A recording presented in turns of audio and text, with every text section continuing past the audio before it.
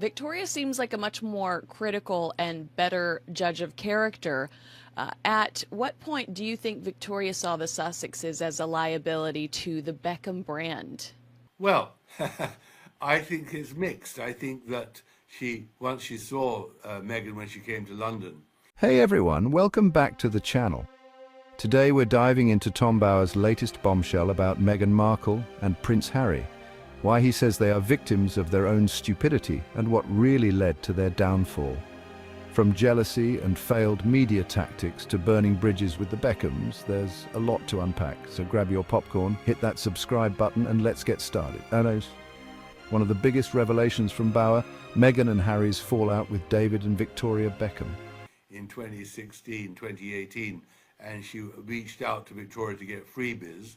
Victoria was happy to see her clothes on Meghan, very good-looking woman, a duchess.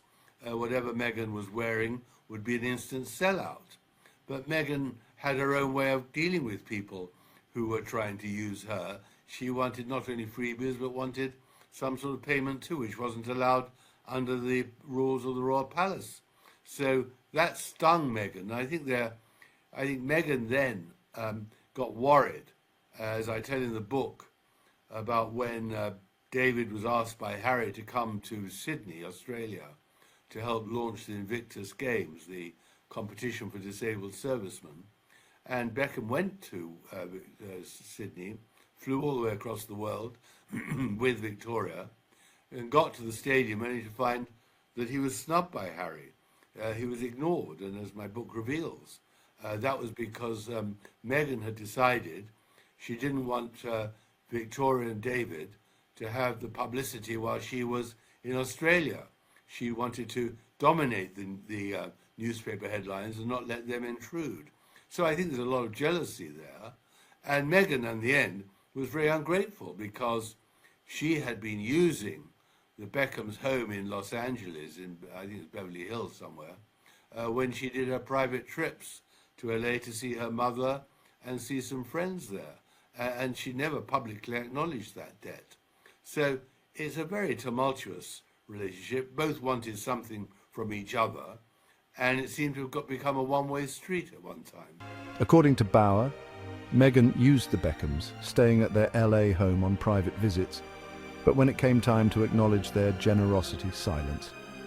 Then came the real drama. Meghan reportedly didn't want the Beckhams stealing her spotlight at the Invictus Games, leading Harry to snub David Beckham in Australia. Talk about burning bridges. But here's the thing, loyalty matters. And when you toss aside friends who supported you, your reputation takes a hit, and that's exactly what's happening to the Sussexes. If you're loving this deep dive, don't forget to smash that like button. It really helps the channel. We've all seen how Meghan and Harry have tried to control the media narrative, from the Oprah interview to their Netflix docuseries. That is so true. I mean, I took away two things from what you just said. A, we only acknowledge Tyler Perry. We'll acknowledge Tyler Perry's house, we'll acknowledge Tyler Perry's private jet, but we're not going to acknowledge the Beckhams, which seems kind of cruel. And then additionally, Victoria might have met her match when it comes to jealousy, because Meghan Markle is, clearly a very jealous individual as well. The Beckhams are so strategic and controlling when it comes to media attention. What could the Sussexes learn from the Beckhams when it comes to how they manage to manipulate the media? Well, I think that the Sussex have tried to manipulate the media.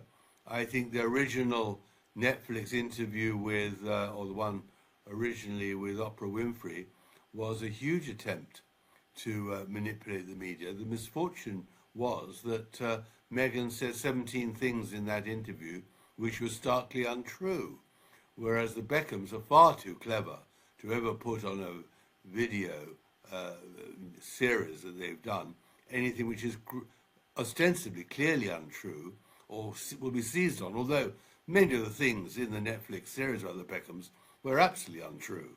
But they got away with it. I mean, I list them in the book. But there's a sort of sympathy towards the Beckhams in the British media because of the Beckhams' brilliant manipulation of the media, that they're allowed to get away with it, whereas the Sussexes, Meghan has behaved so badly, Harry has been so disloyal to his family, that they start from such a advantage, the Sussexes, that they can't actually recover any sympathy from the public because of the way they treated the Queen, the King, and the general public, who were initially so supportive of them. Right. I just imagine David Beckham standing in that queue for 11 hours when you talk about that. There is something, the queue to see the Queen, pay his respects to the Queen, the late Queen Elizabeth.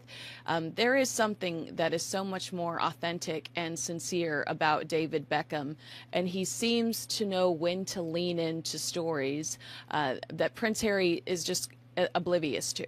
But according to Bauer, it's been a total disaster. Unlike the Beckhams, who are masters at media strategy, Harry and Meghan have made mistake after mistake. The biggest problem, lies and contradiction. Remember the Oprah interview? Bauer points out that Meghan made 17 false claims, which the media and fact-checkers quickly exposed. Meanwhile, the Beckhams play the media like a chess game, always staying ahead. That's why public sympathy for Meghan and Harry has collapsed. People are tired of the drama, and if they want to save what's left of their brand, they need a new game plan, fast. Oh, and speaking of staying ahead, make sure you subscribe so you never miss a deep dive like this. Well, absolutely. But of course, the queuing to see the Queen, last respects to the Queen, was very carefully contrived by his media advisors. And isn't it funny how the media got a tip-off just 2 hours after he joined the queue? So I think that I'm sure it was sincere. He certainly is a monarchist, and it worked brilliantly for him. I think the trouble with Harry and Meghan, that their loyalty and their sort of is just so phony. Nobody believes that they have respect for the Queen after the way they treated the Queen. Nobody believes when Harry dashed to London to see his sick father that he really wanted to commiserate after the way he treated his father, and more importantly his brother and Princess Kate, the Duchess of Cambridge. I mean, that was terrible, the way they treated Kate and lied about her. And so I think, it's just, they started off brilliantly, the Sussexes, and threw it away. The genius of the Beckhams is that for 25 years, they've sustained the fiction, the image, and the brand. And the Sussexes would love to have emulated the Beckhams, but I think it's too late for that for them. Amen. All right, you talked about Prince Harry and Meghan lying about the Princess of Wales, Catherine. Now, ITV has announced that Prince Harry has taken part in a documentary about phone hacking. I'm just curious to know, is violating someone else's privacy really the hill Prince Harry wants to die on? I mean, has he read the pages of Spare? Has he read Omid Scobie's Endgame? It does feel like the royal family has had their privacy violated immensely over the last 4 years, specifically by the Sussexes. Now here's where it gets really interesting. Harry is all about privacy, right? But then he releases Spare, a book packed with intimate details about his family. And now Harry is working on a documentary about media intrusion. But wait, wasn't he the one spilling royal secrets for millions of dollars? The hypocrisy is off the charts. Tom Bauer doesn't hold back, saying that Harry is being used by anti-media lawyers and activists. Instead of finding a real purpose in life, he's lashing out at the press, when in reality, he and Meghan have done more to expose themselves than anyone else. Well, you're absolutely right. I mean, the hypocrisy is phenomenal, but intelligence is not one of Harry's greatest assets. He's very clever at being unable to understand his own shortcomings and the contradictions in his own posture. It is extraordinary that he's agreed to do that, if it actually does happen, because it puts a further rift between him and Britain and between him and the royal family. But, he's a damaged young man, and he's living with a woman who hates the media because they don't do what she wants, who's totally failed to manipulate the media in the same way the Beckhams have. And so he's angry. Harry is angry, and he has become a tool of a group of anti-media lawyers and other agitators in London who want to destroy the media here because it's profitable for them. And he can't see a way out of it for the simple reason he has no purpose in life anymore, Harry. He had a purpose when he lived in London and was a member of the royal family, But there he is on the West Coast. He can go paddling, he can sit in his garden and smoke. But what else has he got to do? So the chance of attacking the media, which has not bought his ridiculous fictions, both in his own book and in Omar Scobie's book, appeals to him. It gives him some purpose in life. It all boils down to his complete misunderstanding of his mother's relationship with the media, his ridiculous assertions and allegations that it was the media that murdered his mother, which is completely ridiculous. His mother manipulated the media as well as the Beckhams do, probably even better, and played with the media. But he doesn't understand that because he just doesn't have the intelligence to understand so much in his own life. Yeah, and I think a lot of it boils down to that anger, so he's stuck in a place. Do you think that Prince Harry and Meghan Markle regret the way that they treated the Beckhams? Do you think that they look at what's taken place and think, oh, it would be nice to have them on our side? Yes, I do think that, and I think that they made a terrible mistake. But that is the nature of the Sussexes. They are victims of their own stupidity and follies. They keep on irritating people and keep on annoying people and lose friends very quickly. If you see the irony here, drop an emoji in the comments. Let's be real, Meghan and Harry had it all. When they first stepped back from the royal family, the world was watching. Netflix deals, book deals, A-list connections, but what happened? They wasted every opportunity by focusing on grievances instead of growth. The Beckhams, on the other hand, built a brand empire by playing the long game, though.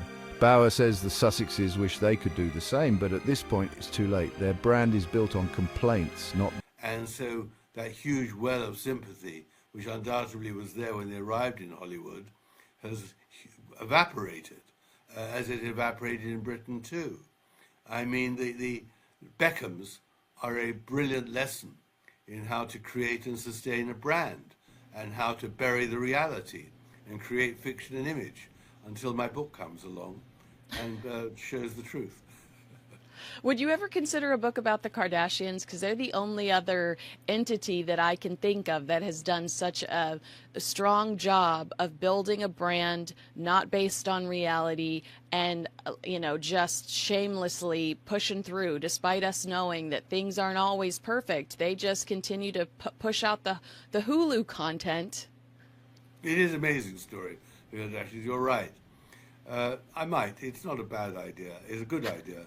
They are phenomenal. They are the trailblazers of creating genius from nothing, the genius of creating brilliance from just an image and manipulating of the media. And there's no doubt there's in my book a lunch between Victoria and Kim Kardashian somewhere in LA, where clearly Victoria is asking for advice on what to do and gets it and ups her game as a result of it.